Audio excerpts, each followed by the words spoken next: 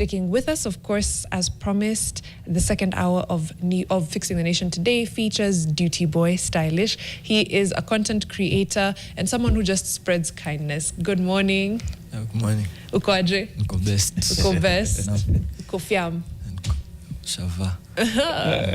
Duty Boy Kindness. I love Duty Boy Stylish. Right? You've been doing a lot of content. Yeah. On what platforms? So mainly nimemeja na TikTok and Instagram. Yeah, so the Reels. Reels kwa Instagram na TikTok. Yeah. Ulianza lini? Last year long holiday, so June, July hapo hivyo ndo nilimeja na content. Nilianza kurecord content. Ukiwa serious? Ndio ulikuwa serious. Tutaingia kwa hiyo story. You'll tell us what you've been doing and what kind of impact this has had, because you're here because you're a fixer. Umekuwa na impact kwa content yako. But first, Mariam is going to give you the day's quote. So listen to the quote and then see whether it speaks to you. All right. So today's quote is by Dietrich Bonhoeffer. He was a pastor and an anti-Nazi, what should I call him, activist. He was born in 1906, died in 1945. Akasema, the ultimate test of a moral society is the kind of world it leaves to its children. The ultimate test of a moral society is the kind of world it leaves to its children. Do you agree? Yeah. Yeah. I relate. Yeah. Yeah. Makes sense. Yeah. Unaingia na kuna vile. Yeah. Kuna vile. What you do today Yes. shows who you are because of how you live the country. True. To your children. And I think that fits very well with ile kazi unafanyanga wewe, because uliamka kama ufanya content and then through that content now you've gone into acts of kindness, but you will take us into the acts of kindness and what you do, right? Yeah. Last year twende wacha last year, because last year sasa ulisema kwa serious. Before kwa serious the content ulikuwa unafanya nini? I'm a student still, like I'm a student, so nilikuwa na passion tu ya social media, so before nilikuwa nimejoin uni, so napata ile mse akijoin university nakaga na ile exposure ya ase, so napata kila time tukienda shule sana on shoot content and stuff. So mimi natoka Kibra na nikicheki content ilikuwa kama ni way ya kutoka blog tu ile haraka tunaona mse amenunua Benz, tunaangalia kwa Gossip Club na mse sija amefanya nini. So nkozeza like so nitafanya nini nifike hiyo level juu tayari nasoma nafanya statistics na hiyo ni kitu ya cause ya 4 years tunanyanze kutafuta kazi, Right. So nikaanza kufikiria like a way ambayo nita create content ni sky na competitors most, kama venye Kenya madancers ni wengi ni Dancers wameja. so ando kwa the main content creators na ma TikTokers. Kama ukisikia TikTok unajua tu ni dancer. Yep. So wakati semester ilikuwa naisha 1.2 ndo nikaanza kufikiria what if nianze ku document life yangu kwa nione venye jani yangu like nikirecord venye niko leo sataka nikae the same leo kesho, so nataka ni improve. Ndo the last week ya semester nikaanzaga ku record day in the life of an employed university student. So main goal yangu ilikuwa ni naenda long holiday, mimi ni unemployed, msani pate tu kazi hiyo ya during the holidays. Hiyo holidays ni kama chanya. So ni recording ya kwanza lifestyle yangu tu nakaga tough, like iko tough tu juu nilikuwa naishi na mabishte zangu wanne kwa bedsitter, so nikirecord hiyo life nikiishi na mabishte zangu wasel kwa uko zile za like yo venye tuna split kila kitu. So ikapick video kwanza ikapick nilikuwa like almost 100k views kwa TikTok na nilikuwa na less than 2k followers TikTok. And I'm like, okay, kumbe kitu inabamba hivi. Yep. Yeah, so we tulienda long holiday na niko Kibra, nikasema okay, let me shoot a day in the life of unemployed ghetto youth. So you unemployed ghetto youth na just ni lifestyle ya Kibra naonyesha na to the real lifestyle ya Kibra. Wasaka kwa trapped na nini yangu na content yangu, na ndo nivo nikaanza kupata public eye. Yep. So the first one was first one was a day in the life of an unemployed student. Yeah, university student. Then ukaona Allah. Allah. What was in that video? Okay. Would take us through just a summary of that day in the life that first so video. your day in the life. Okay, mi nilikuwa ganile stuff like ukitaka kutengeneza trend ni lazima ufanye something extra unique like ambayo like wasajuana kwa machao vile. So mi maroommates wangu ni walevi like ni walevi pale kana snitch. So kwa roommate ilikuwa imejaa hizo chupa za pombe and stuff like walikuwa kikunywa kinwa kama ni makaunti zinachapa hivyo kwa ziko tu hapo kwa nyumba zimepakiwa. So nilikuwa na record sikujua nilirekodigi alafu but mbaya man nzuri wasi wako na chupa ziko packed kwa hiyo place ambayo tunafaa tuke chakula tumejaza machupa za pombe empty na hatuna food.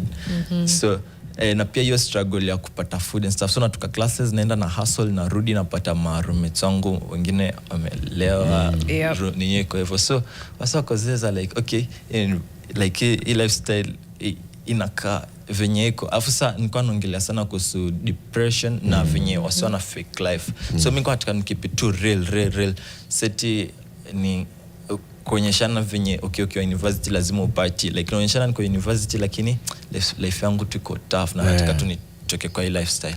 Hustle every day, unatoka class unaenda hustle unarudi unapata mabesi zako ndio hao pia. So then they're going through their side of life, you're going through your side of life, all of you are struggling. You're struggling with trying to just see how can I get out of this block. Lazima nitoke hapo block. Niko sitaki kuonyeshana like okay niko depressed so acha nikae hapo hivyo. So like niko na stuff mingi nafanya fanya bali kwa depressed nitumie like kunywa pombe ama stuff za ku numb the pain. Acha ni try to find something ambayo like itani toa kwa hiyo nini. So wasaka kwa block. Tanitoa kwa block. Sasa iko ni hizo wiki za mwisho za semester. And wasaka wakaninio kwa tapped in kwa content yangu ni kama video 2-3 hivi. And I'm like okay sasa semester hii inaisha nitafanya nini na ndo sasa hii ndo ni shangu nimeanza kutengeneza community yangu hivi. Right. So vile ukaenda sasa home kaendelea. So ya home ikakuwa deadly zaidi. Sasa niko ghetto. Hizo struggles za home ni mingi. Mambo na rent, mvua kunyesha, nyumba kuchomeka, hizo maslums ni nini, barabara kutengenezwa katikati ya nyumba zetu kuvunjwa. So na still na hustle kulala njaa na ngana ni hustle ni feed mother like medications za mother, hustle za mother pia kumsaidia nini. So wasewenga kwa drone pata hizo sad numbers kapata million views kwa TikTok. Instagram yangu ikapik mafollowers wakaanza kunifollow. Unajua video zako utapata video kuna hata kama 500k views lakini uko na kama 5k views peke yake. Sasa ile kufanya watu wa kufollow ni wamerelate sana na kitu yako sana nataka kufollow aonegeo kitu kila siku. The next thing and then ebu nikumbushe ulifanya video ya kwenda home like how you get home sindio?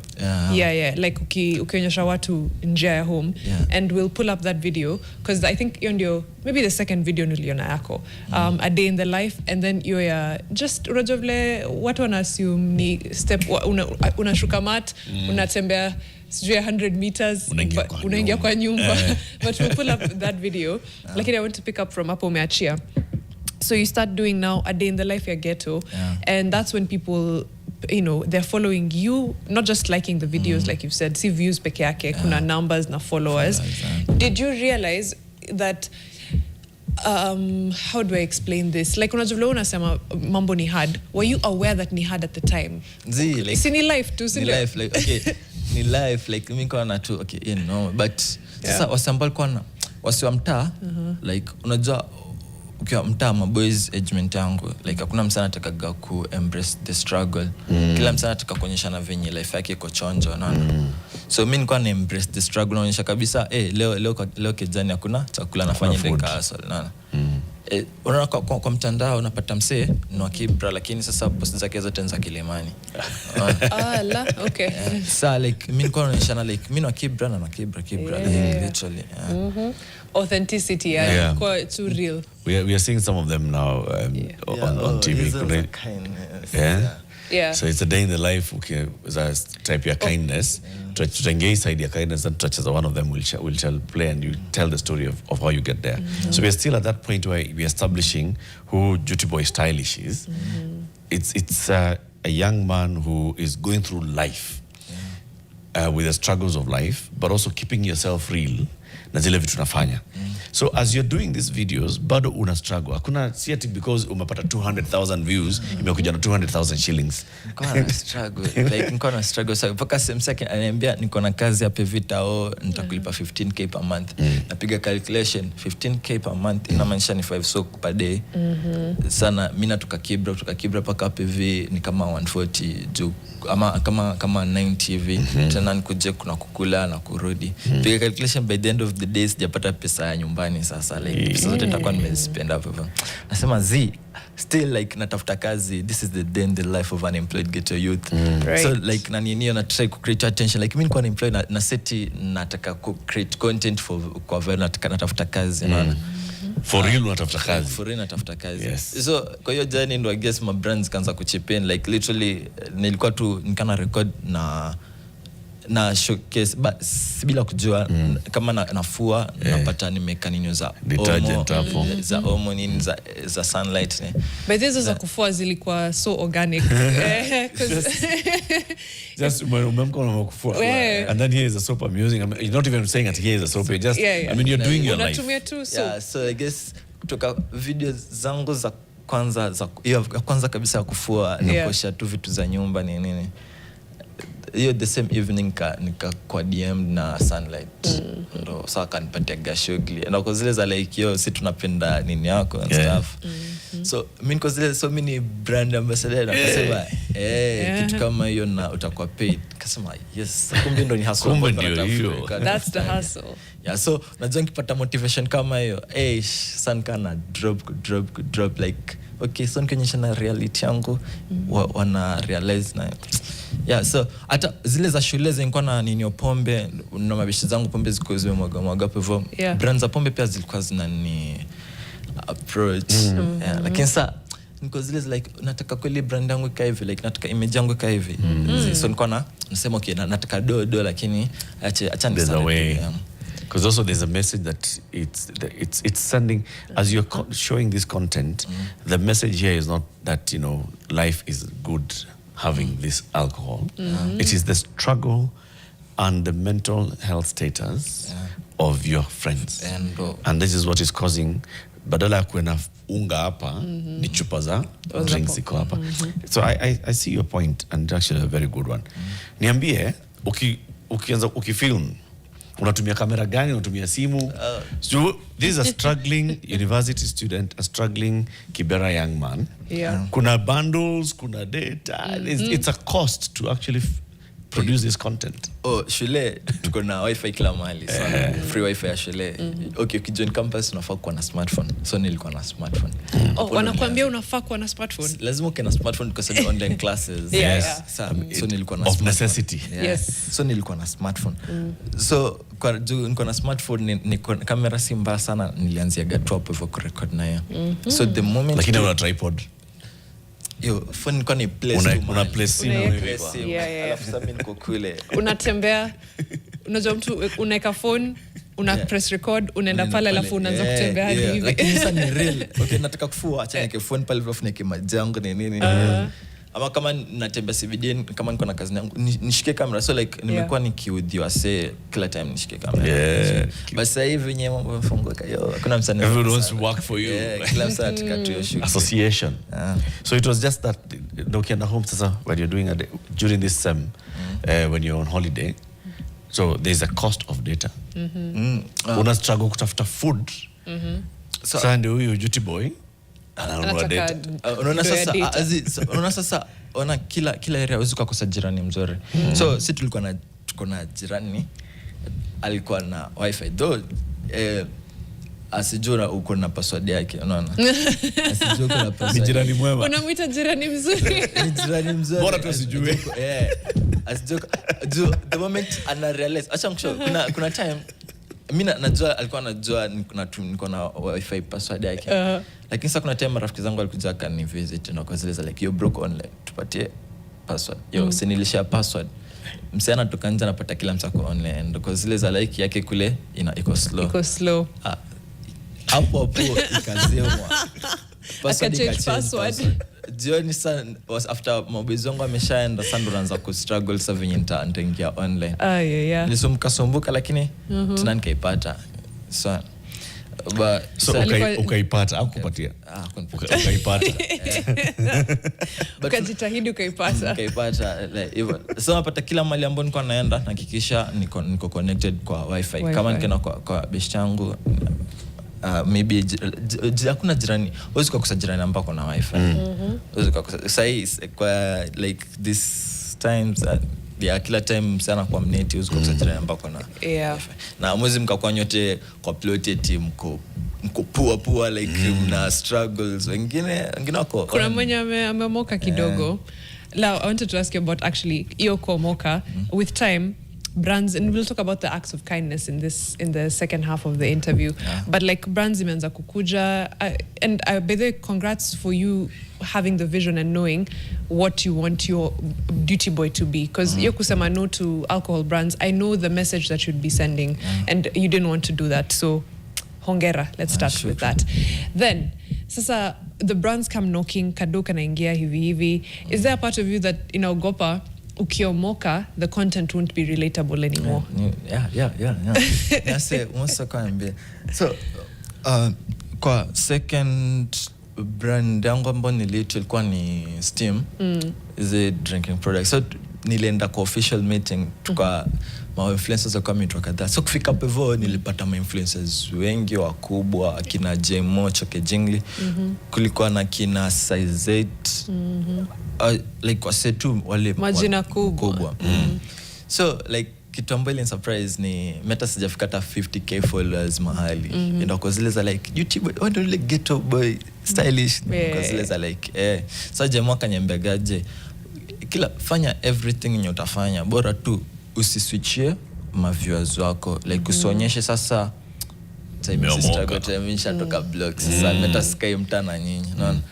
Na anasema mimi yeye alikuwa sisi Choke Jingli content yake alikuwa anaanzaga kama na vascat and stuff na nini. Sasa I'm improve but waga kila time anarudi kwa nyuma like kuonyesha ile content yake ile struggle ni watu walimfollow na the moment watu wamenfollow kama hizi zangu za hustle, alafu sasa nianze kuflex na magari. Huyo jamaa tushamtoa block asa tutafute mwingine. On to the next one. I'm really wondering because kuna kugrow na wao. Kuna kugrow na wao lakini kuna ile kuswitch. So okay ni progress. Jana nilikuwa na lanja leo nakula at least 2 meals a day. Alafu kesho nimeinstall wifi sasa kwa nyumba situmia jirani hivyo like your progress iko slow progress. Lakini sikiza Duty Boy, kasi slow. If it's a jump, show us the jump, because you started by being authentic. Hii story initially ukituonyesha ukifua nguo, ukienda kutafuta hustle na saidia madhako na medication and all, that is you being authentic. So sasa umepata do, okay? You can even afford, to spend 2,000 bob a day when you're looking for, you can afford it. Why don't you just show it? Mwata kutuonyesha, why do you want now to be so unaona ndo nasemaje inauthentic? Because when you start reducing that, you're being inauthentic. So slow progress na manishaje. Sasa naishi Kibra na familia ndio seti pale Kibra, baba mamangu anaishi hapo, brother mamangu na watoto wake na bibi yake, mamangu mandugu zake, like familia yetu yote, brother yangu like wote wako hapo. Ushago kwenu ni Kibra?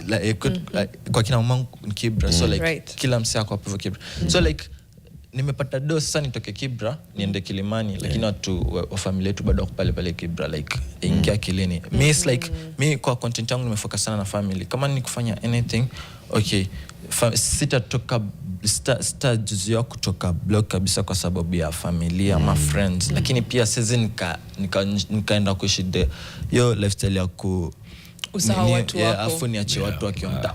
Hapo hakuna growth yote ambayo nimefanya. It's like ni zero. It's like ni kama ku fly on a like same first class on a crashing plane. It's like literally mko the same plane, ni venye tu uko first class. Yeah. I like that. You come up with fly first class in a crashing plane. Duty boy, man, gems. We'll take a short break, but when you come back, sasa you've been extending acts of kindness. Najua umetoka Addis. Ilikuwa Addis ama ulikuwa Ethiopia uko ndani. Okay, we'll talk about that in a minute. Hashtag is Fixing the Nation and TV. We'll be back with Duty Boy.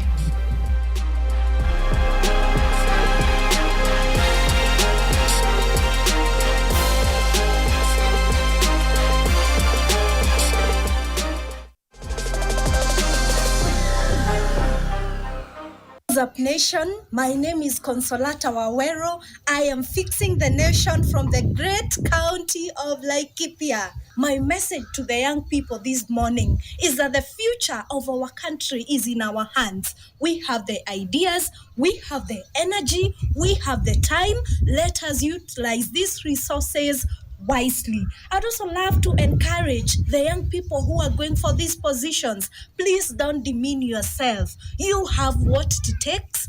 Please go for it. And for the young people, let us support our own.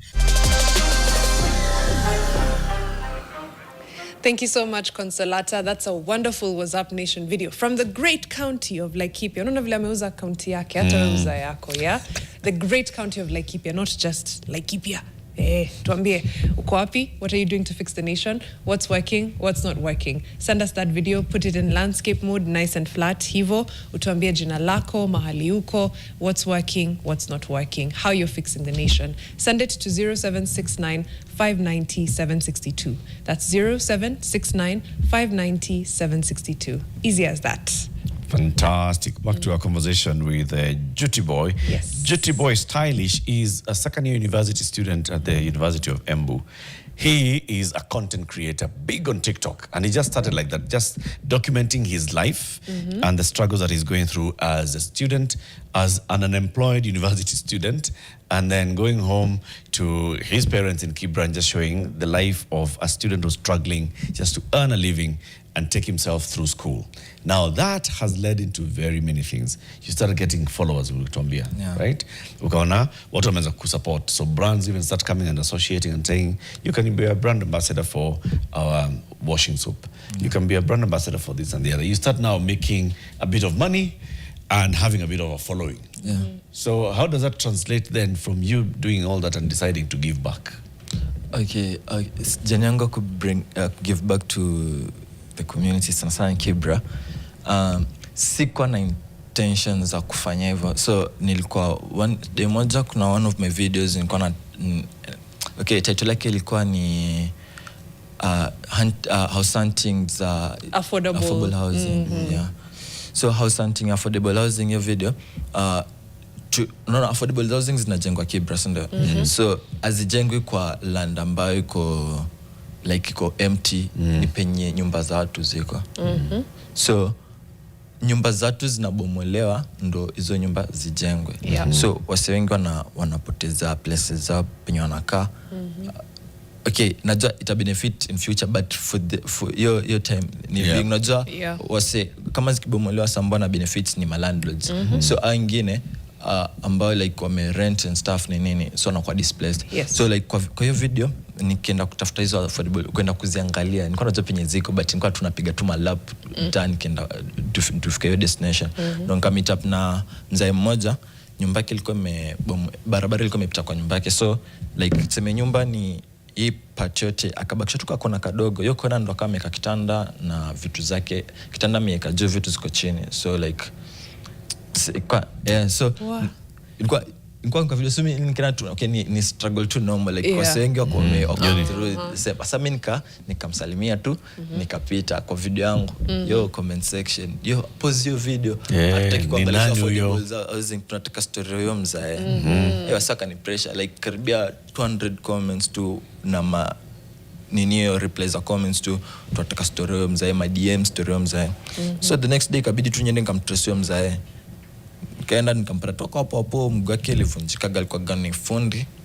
but some gwake ilivunjika hustle. Afu unajua Kibra youths ni wengi, uwezi ukapatiwa kazi ya mkono na we like uko fully functional. Kuna samba wana function so like when mzae alafu so like akatoa kwa hapo tu hivyo nikana nikabonga naye akanieleza tu story yake ni nini, nikamuuliza kama ako kurekodia, akasema itaniletea msaada. Nikamwambia maybe jua tunamitisha. Akasema haina shida, mimi siko kwa mtandao lakini eka tu. So nikafanya tu a brief video yake akajeleza. So unapata ni wale say amemaliza high school kwao ni Vihiga ni nini, amekuja sana Nairobi kufanya hustle. After Nairobi hustles vinyo unajua msaki ushagwana unaga Nairobi kazi tu iko makazi ni mingi. So kukujoku ground mambo ikakuwa ni different. So akaend up Kibra ndo ni life ndo ni cheaper kwa sababu akaend up to Kibra. So hauwezi ukarudi mtaa, hauwezi ukarudi home kama hauna. Unajua kila msee ana expect more. Msijua tu ushago vinyo wanafikiria, but wana expect msee akija Nairobi anafaa kudeliver. Kuna pesa, anza kutuma pesa nyumbani. So akatumi pesa, life huku inamcharaza, sikabidi tu life yake iko built huku. Alinshow alikuwa agenda home for alikuwa kama 62 then. Asema agenda home for the past 34 years na kwa ni Vihiga. So like ni ile design kenda home na kwa pressure, alindaga home kwa matanga ya babake. But sa pressure ambayo alikuwa anapata kutoka pale vile ni provide for the family nini akatoroka home sa kabisa after limzika babake, akasema atairudi huko tena. So akakuja like uzako mingi huko huko Nairobi. Hakuna ushago bateza karudi ushago juu ushago hakuna nyumba, mzee alikufa, mashamba tu ziko tu hivyo. So nilisha video yake wakasema ni paste number. Nikaweka namba yake hapo hivyo M-Pesa. I guess by the next morning mzee alikuwa raise 126,000. What? 126k. So 126k mimi sikujua. So nilese msana ni text mzee nimemtumania 20, mzee nimemtumania 15k. Confirm. So niko zile za like simi ndo niko na line. So sasa acha ni rock yenyewe nikamwangalia mzee. Unaona mzee, I guess mzee aliona messages akashtuka akaenda missing. Sameshindwa nini? Like akaenda missing like hizo pesa zote. So wasi wanataka kuona sub producer mzee ametoka hapo hivyo penye alikuwa nini amepata better place ya kuishi. Mzee namtafuta hapatikani.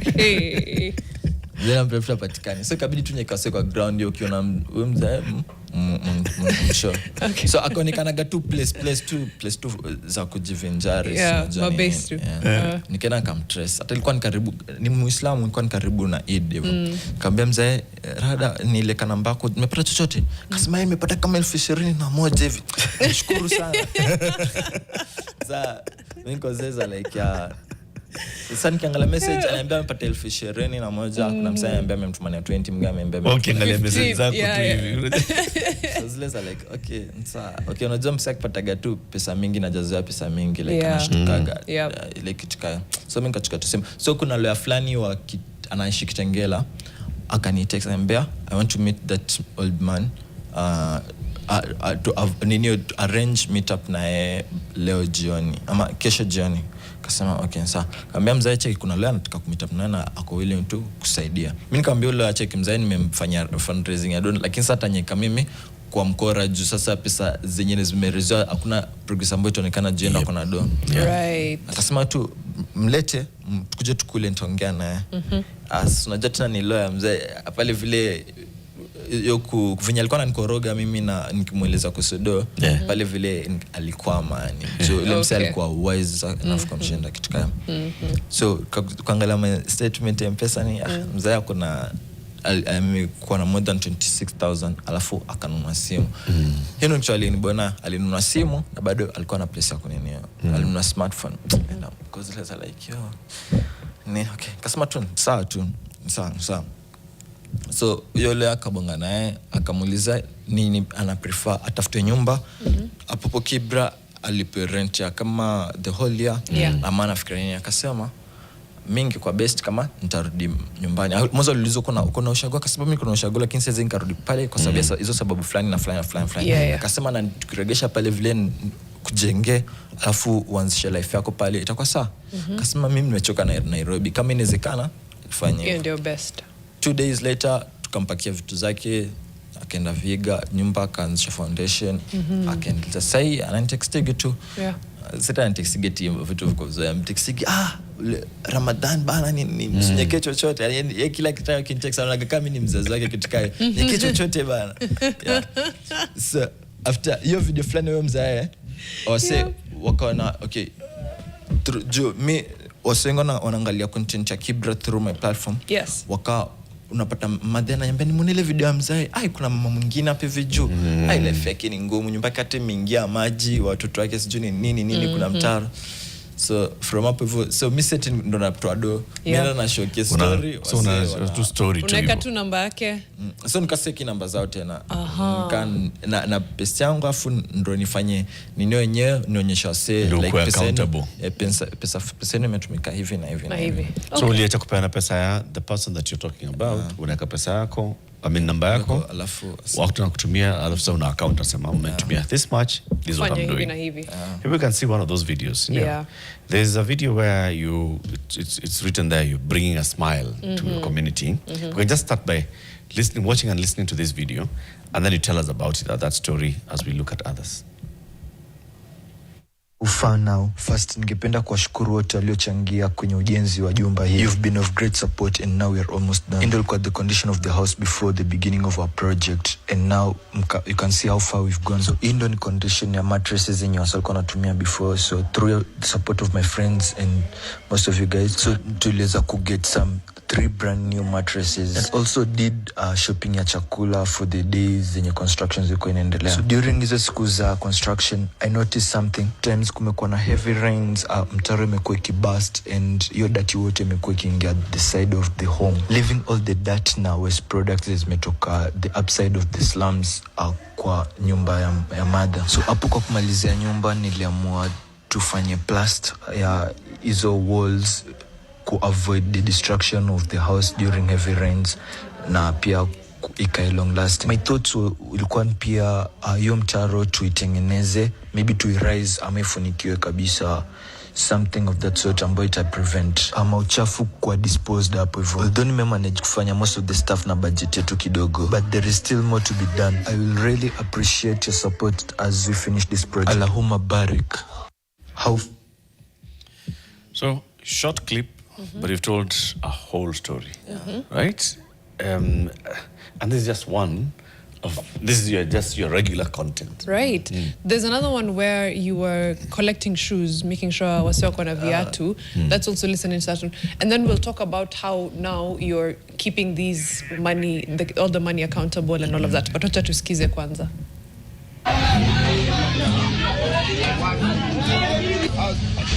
Bring a smile, bring a smile.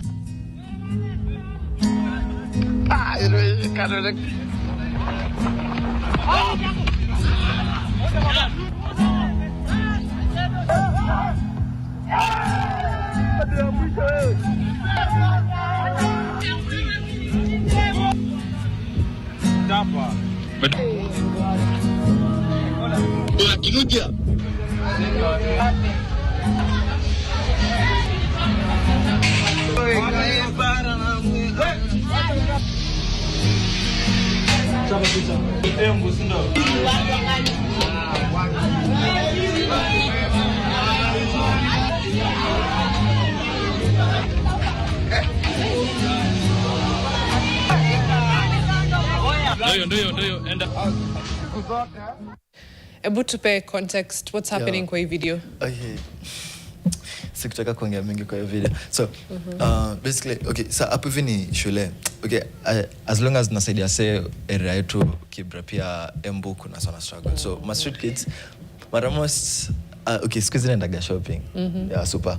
So nilianza kwenda shopping after your long holiday June. So nilikuwa nikitoka shopping nilipatana na kijana mmoja hapo nje, na kozileza like atu Mobistra Street, akozileza like sunibai mkate.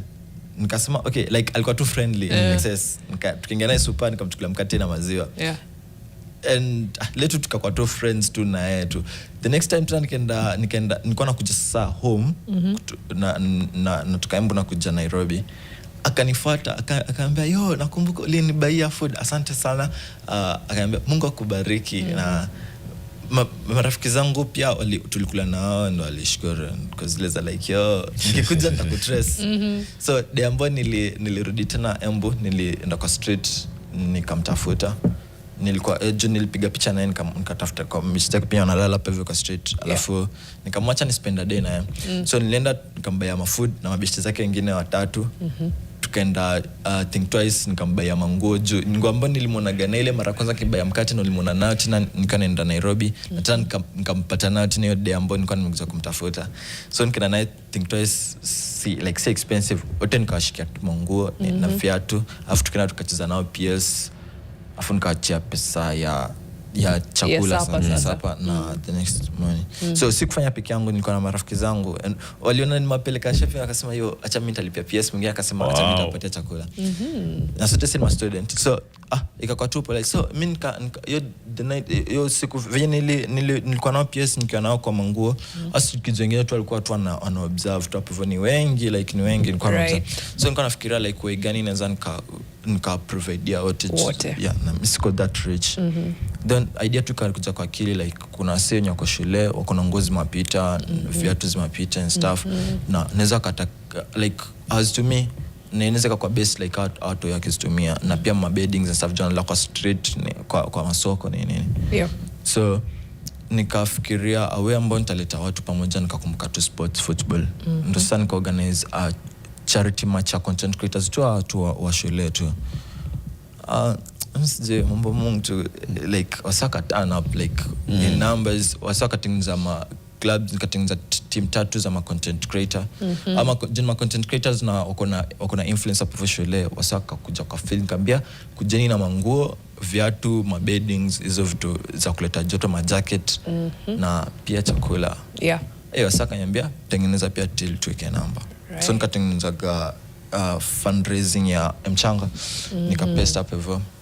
So wasali kuja field na kitu ambacho siku expect, watu walikuja na mabags tu zimebulk, manguo, viatu za madem, za maboys, chakula juu semester ilikuwa inaisha, chakula ni nini. So nilikusanya vitu most and because it's like okay ato iko napelekea hizi vitu kwa nini tena nawapatia tu hivi bila chakula. So ndo nikasema pesa za ninio za chakula ndo nilisumbuka do hapo hivyo Embu jozo ka host ana kama chizo tunaenda na base now. So mahali pa kupatana ni ngumu. Ni ngumu, yeah. So ini classroom ama ni kuna sasa hapo hii ni rescue center ya SK. So like nilikuwa natembea kwa nilienda kwa county commissioner juu uzu kafanya kitu kama hiyo bila permit. Staff ya kwa county commissioner when student like tuletee permit ya shule kwa club ya shule. Because zile mimi niko solo, naambiwa enda kwa nini ya youth na children, enda kwa youth na children, naambiwa sijui uende kwa nini. Sasa nikaa nimezungusha hapo hivyo, ndo nikapata na msee anavikonta, anambia yo bro wewe ni ule boys wa Kibra nini. Nikasema nikamwambia niko na kitu nataka nifanye hapa hivi. Nikamwambia acha niko link. Nikamwambia kuna rescue center hapo hivyo, atu yoga napikia chakula once in a while. So end up hivyo ongea na huyo madhe, umuelezeni nini yako, yeye mwenyewe atabambika. Sasa nikaenda nikamwambia madhe ni vipi, nikamwambia trust, akasema trust mimi nakaga na wao, so najua budget yao, akanipatia budget yao toi. Yani siko hata na bob.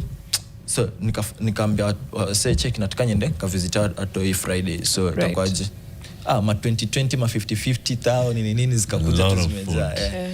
Beautiful story. Beautiful story. And as before you introduce even the next one, Staki Mapepe anasema the youth have a huge potential in content creation because of the level of technology we have. Authenticity is key, and I hail this young chap for being original. And also even going beyond this into now you are umekuwa mtu wa community sasa. People are trusting you that you'll highlight stories and will be able to come through and help others. There's another one that you wanted to introduce, Mario. This is now we're graduating. Yeah, we're graduating. Tunaenda juu hivi. Tuna share stages na Mr. Beast yani. Yo let it speak for itself. Who's Mr. Beast? Aye, Before sasa you do, just Mariam, just do a quick intro. Mr. Beast is the biggest creator on YouTube. Yeah. With akona subscribers wangapi? Ako more than 460 million. Na other channels zingine kama tano zina 50 million subs plus. There you So go. combined, he has like half a billion, More Subscribers. over 600 million. over 600 million subscribers Subscribers. Yo. across multiple platforms. Uh-huh. That's Mr. Beast. Yes. Uh-huh. And I share stage na Duty Boy. Vile inafa. Have a look. This is my dandy life. Yes, I'm on the same stage with Mr. Beast. But how did it all happen? Let me take you through. So 1 billion followers summit, together with Mohammed bin Rashid Initiative and the Vaikai Foundation, teamed up with Mr. Beast to make kindness go viral. So one was required to do an act of kindness, post it on their social media platforms, tag Mr. Beast and the 1 billion summit, then send the link of the act of kindness. So 10 winners were to be selected, then announced live at the 1 billion followers summit. I happened to be one of them. 1 billion act of kindness. My acts of kindness happened to be one of the selected ones. From the slums of Kibra, Nairobi to the world, the 10 selected creators will join Mr. Beast to travel to Ghana to build a village. Please,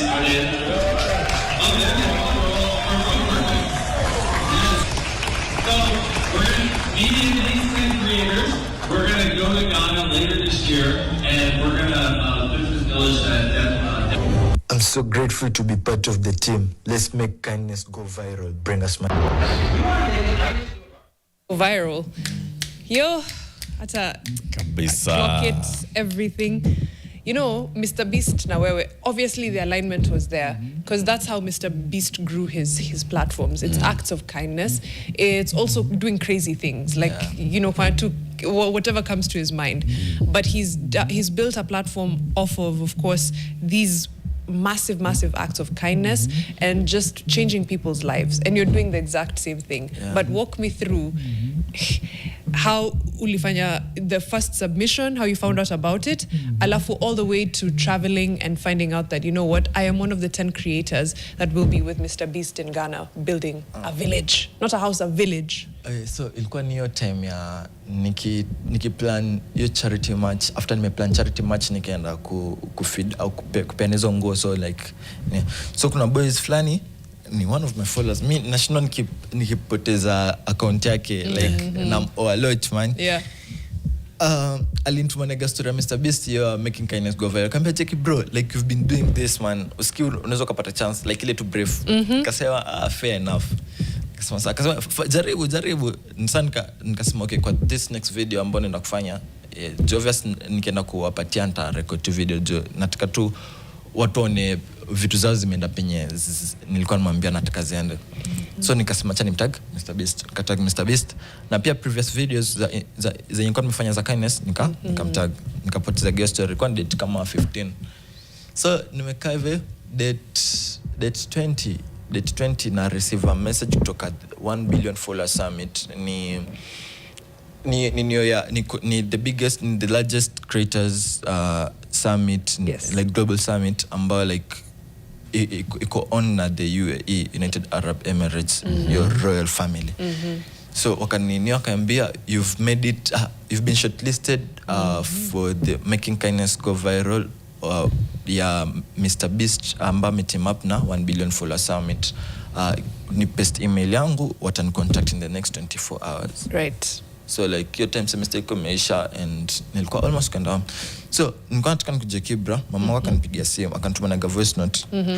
Akaniambia it's been a while before endo kumsalimia babako na nimesikia babako ni mgonjwa. So my mom na dad wali break up many years ago nikiwa Kamtoi. Sasa nyende nikamcheck, safu babangu ni mtaita so no cost. So later nikasema chani mpate surprise. Nimetoka shule nikabook gari kutoka Embu paka Mombasa. So nikaenda pivo kwake pinye najua pinye na Kaju high school nimesomea Malindi, nimekuwa ni Right. and pivo kwa kumpe surprise napata mlango imekuwa locked and stuff. So kumbe mzali aligonjeka design paka kwa sacked kazi, so akarudi ushago Taita kwenda kuninio kurecover huko. Right. So nikampigia simu nikamwambia mzee rada, akasema mimi mbona nimekuja kwako lakini siko. Akasema mimi kazi sasa ni kama 2 months 3 months siko kazi, so tafuta place ambayo utakaa afu kuje Taita kwa babu yako niko huko. So nikatafuta one of my cousins, so unajua pale niko kwa familia babangu pia kadha kwa hivyo nikatafuta one of my cousins akani host for the night. So hiyo siku ambayo alikuwa anani host, right, ndo nika receive email sasa kutoka kwa Mr Beast YouTube wakinishow kuwa you've made it to the finalist. And because there's like afamenipatia wameniambia nafaa kuwa na requirements ambao nilikuwa ni passport, a valid passport. Sikuwa na passport but then nilikuwa na date kama 21 22, and because there's like passport kutengenezwa nafaa kuwa na birth certificate na nini. So birth certificate ilikuwa kwa babangu namuulize kwa wapi, akaniambia imepotea. So nilichukulia Taita, so lazima niende Taita. Right. The next morning karauka nikiona sasa Taita kumsaya babangu, nikiona like namwambia okay mimi niko na nini sasa, mwambie ni nini, nikamwambia kuna kitu imetokea nitaji birth certificate. Naweza nikaipata? Kaambia niko na rafiki yangu kwa hivyo birth certificate sikuze check long, naweza nikakusaidia kupata. So akanisaidia kupata birth certificate, lakini sasa sijui nilikuwa napataje passport juu ilikuwa ni almost Christmas and stuff. Right. Sikuwa na pesa tazi ya passport number sijui ni pesa ngapi nini.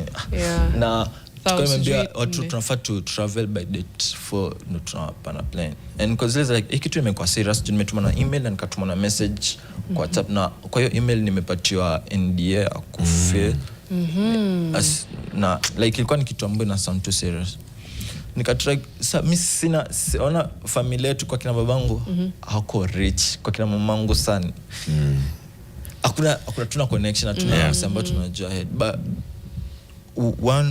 kuna one of ni followers ambao like amekuwa more like mzazi kwangu after nimeenda shule. Unajua still when nilirudi kutoka home nilikuwa na record content still niki struggle like natoka classes naingia tu hustle zangu kama paintings hapo hivyo shule. Kuna time painting kuna nini so nikakuwa mtu wa mkono. After nilionagea video kubambika jo akona mtoto wake ako Daystar yakana nilipia gasa rent, akaambia sikuone tena kiaso ukiona anything utuniambie. So ndo alikuja mtu kwanza kwa akili like anaweza kanisaidia. Nikamcall nikamwambia kuna opportunity imetokea hapa hivi nahitaji pass. Akasema let me talk to my guys nione kama venye itakuwa. So likely nilitumwa Nyahouse nikapigwa picha and stuff nini. So ni sikulala hata nini, sikulala uko Taita when fika babangu alikuwa amesha hizo birth certificate.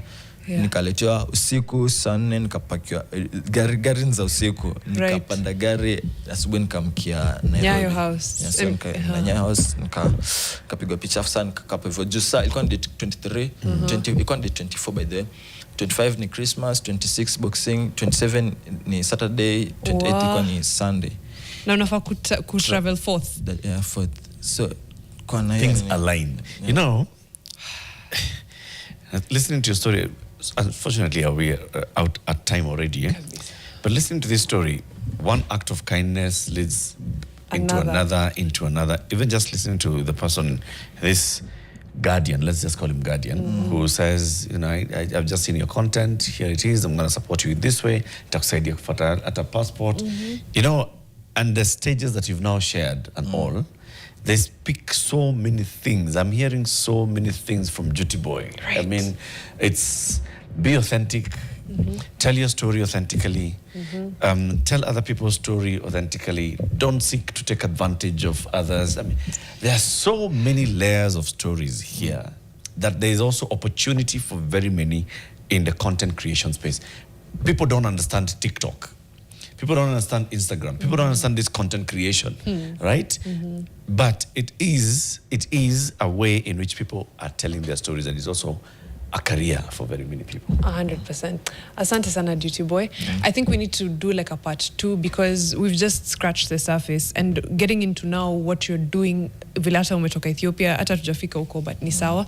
Nikuulize, unafuatanga siasa hizi stories za 10-point agenda nini? It's like, okay, me siku tu sina Anubi sijui kama bado wako adoja kwa verified kama Kenya. So atuna fanya hivi. Stay with us for the next hour. Tunafanya baraza hapa ya kuona hizi mambo za 10-point agenda, NADCO, Nana, the promises if they're being kept. Yeah. Give us your point of view if you think those promises are being kept. That's okay. In fact, the story of the newbie, Yeah, you can would just be tell us amazing. from what you know. Because, I mean, there are very many people, like you said, there are very many people who have lived in this country for years, decades, but are still not recognized Yep. as an official tribe in Kenya. And that means a lot, even in terms of just accessing those documents and such. Sindio. It's That's a okay. minute after 8.